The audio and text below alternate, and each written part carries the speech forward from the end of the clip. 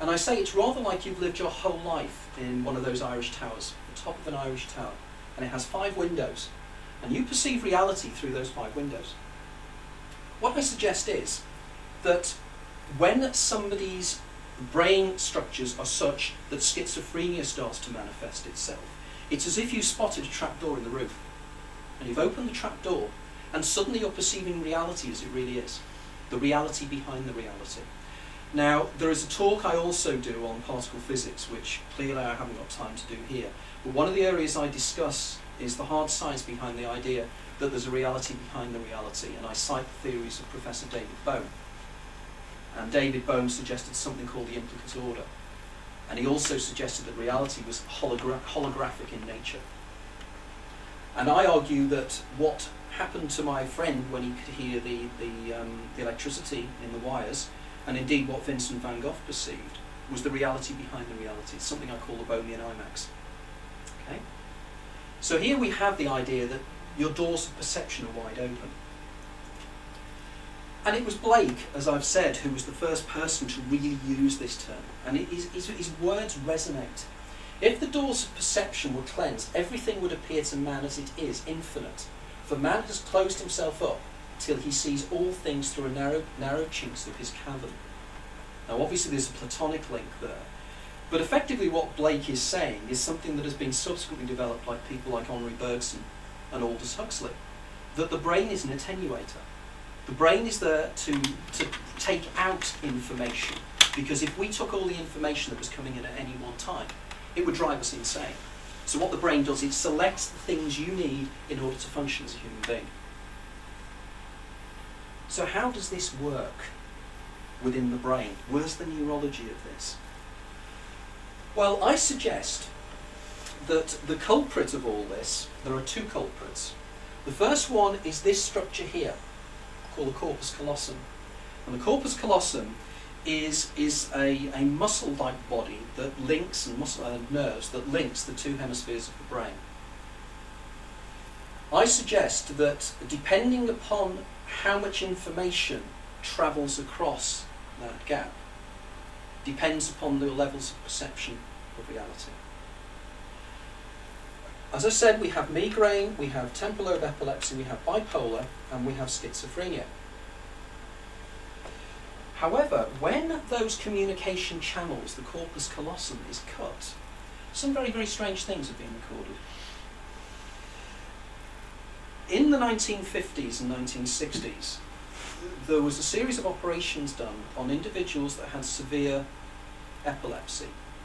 And the idea how to cure severe epilepsy was literally to cut the corpus callosum and stop the storm travelling across from one hemisphere to another. And in doing so, it would stop the person becoming unconscious, because you'd only become unconscious if the whole brain is affected by the storm. So there was very, very radical surgery done. Now, I think it was a guy called Roger Sperry had been experimenting this for some time, and he'd been experimenting with cats. And he found that whether the brain was cut or not, the cats were not affected mentally. They seemed to function perfectly adequately. So they started to do it on human beings. And when they started doing this, they were surprised that when they did it, they ended up with not 1 person, but 2. And many, many experiments were done with individuals who'd had a split brain in one description or another. And indeed, ironically enough, I was talking to somebody only a few days ago who actually has a split brain. It was quite fascinating, and I'll tell you that later. But suffice to say, they found that there were 2 individuals.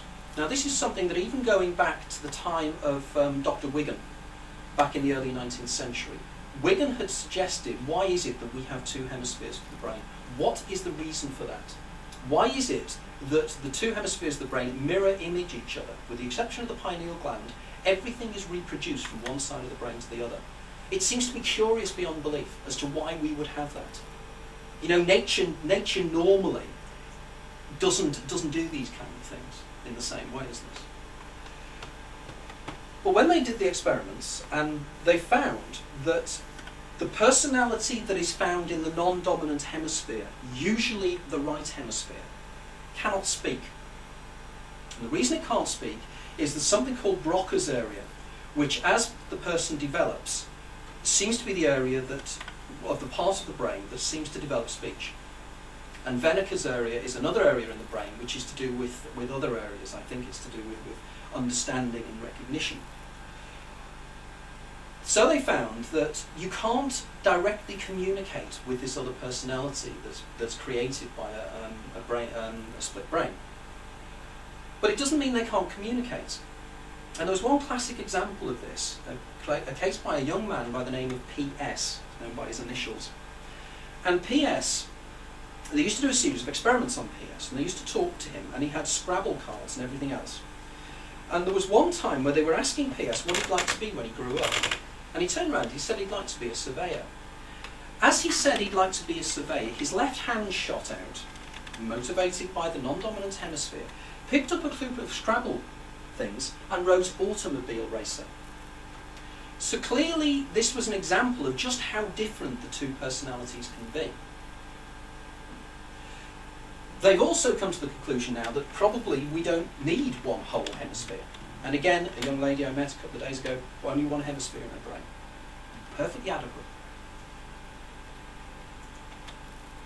But there are other ways that this other side of us can be communicated with. Deep hypnosis.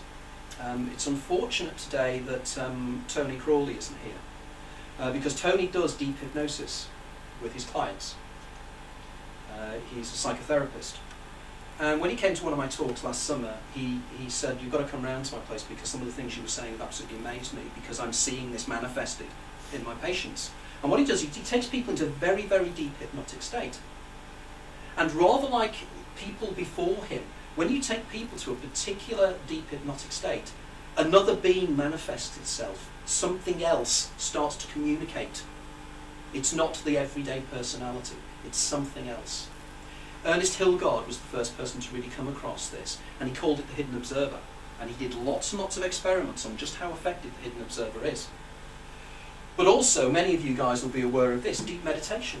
When you go into deep, deep meditation states, you can then suddenly communicate with another part of your personality that is all-knowing. But there's also been work done by a guy called Michael Persinger at the Laurentian University in Canada, in Sudbury. And what Persinger has done is he's taken a crash helmet and he's put electrodes on it. And he can, by placing this crash helmet on people, stimulate the non-dominant hemisphere of the brain. And in stimulating the non-dominant hemisphere of the brain, he has been able to bring about what he calls the visitor sensation. And the visitor sensation is the person, when their brains are stimulated, feel that there's somebody else sitting next to them. Exactly the same way that the other characters I've mentioned earlier.